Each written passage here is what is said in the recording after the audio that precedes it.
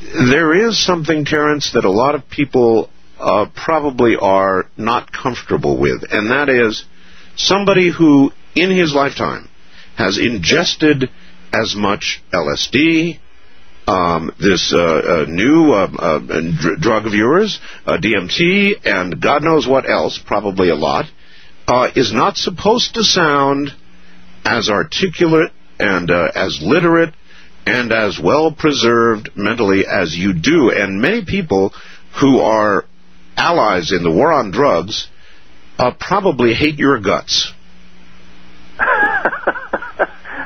Well, you wanted me to defend clarity? I mean, well, no. What can I say? In other words, first of all, my life of drug exploration and drug taking is, as you say, broad and deep, never reckless, always with a deep interest in analyzing each experience before moving on to the next one. None of the psychedelic drugs are drugs of addiction. That is a whole different category of drugs, which I am not particularly interested in defending. I do think it's one of the great tragedies of 20th century American society that we have created a generation gap or several and criminalized much of our middle class by taking substances which other cultures had no problem coming to terms with. All right, let me stop you and ask you right there about that. You mentioned drugs of addiction, which you don't defend. Fine. Psychedelic drugs, Terence, why are they illegal? They're illegal because the people who take them tend to question established cultural values. That's absolutely why they're illegal.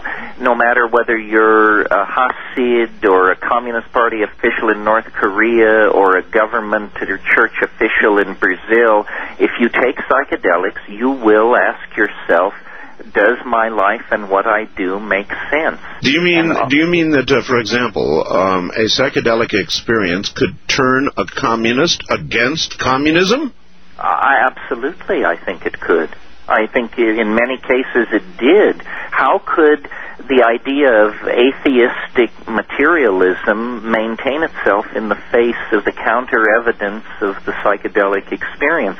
What the psychedelic experience is saying, essentially, is that everything is connected in a way that is not woo-woo or emotional, but actually palpable, and therefore our actions have consequences.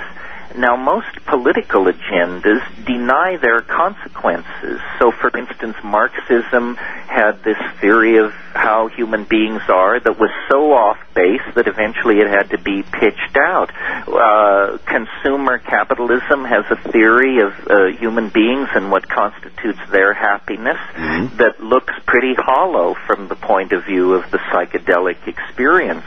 I think, postmodern ideologies, Marxism, consumerism, so forth and so on, have based all their planning on an assumption of the absence of spirit.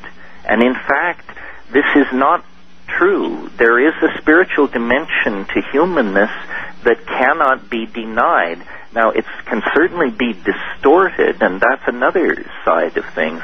But I think the search for psychedelic experiences represents a genuine religious impulse, especially when pursued at the dose levels I recommend. This is not this is not party recreational stuff. The phrase recreational drugs is an effort to trivialize this, and I think for one reason, I don't think the government is ready for a full airing of the constitutional contradictions that are contained in suppressing people's genuine wish to use psychedelic substances for genuine purposes of religious